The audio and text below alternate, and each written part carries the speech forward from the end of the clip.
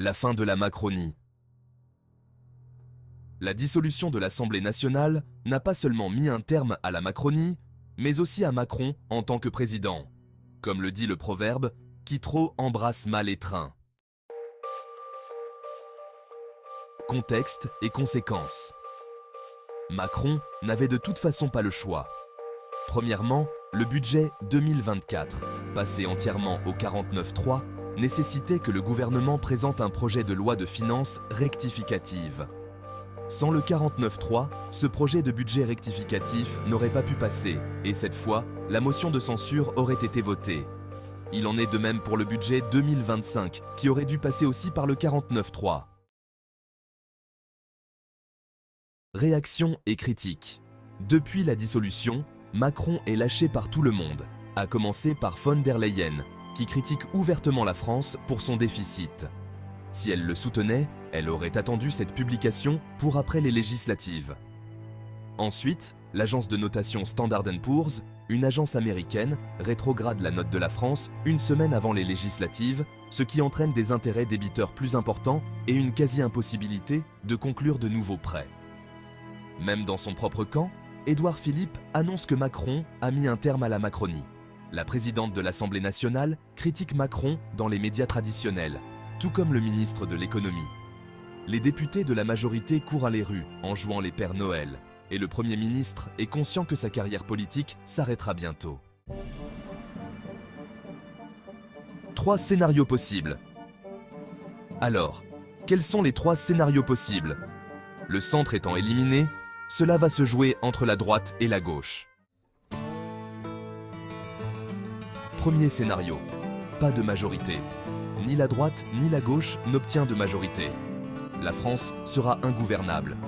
On a déjà vu ce cas en Belgique, où il n'y a pas eu de gouvernement pendant 2 ans.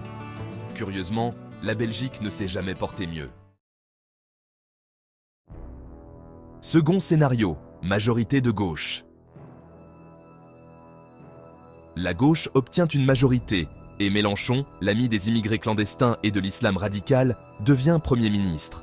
L'état de droit disparaîtra rapidement et la population indigène sera opprimée et poursuivie. À terme, la charia s'installera.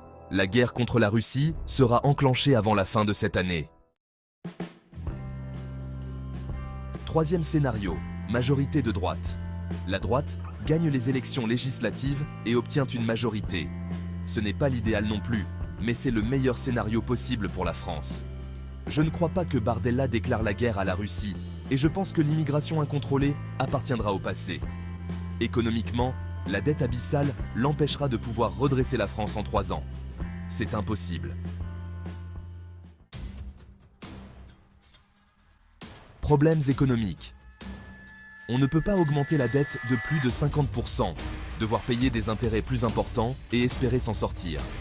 D'autre part, plus de 4000 entreprises ont quitté le pays, sans parler de celles qui ont fermé leurs portes. Un record absolu. Il est également important de mentionner les privatisations de joyaux extrêmement rentables.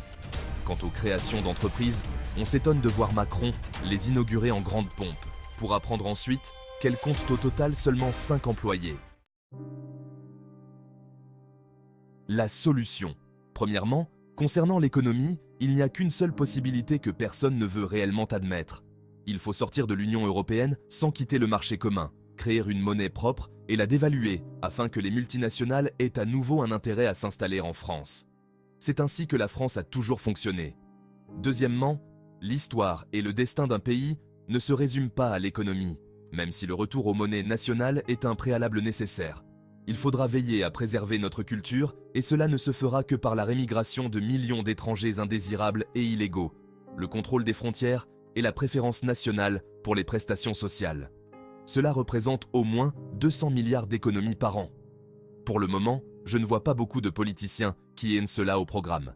L'évidence qu'il faudra passer par là viendra. Il ne faudra simplement pas attendre que la France soit complètement à terre. Merci d'avoir regardé cette vidéo. N'oubliez pas de liker et de vous abonner pour plus de contenu.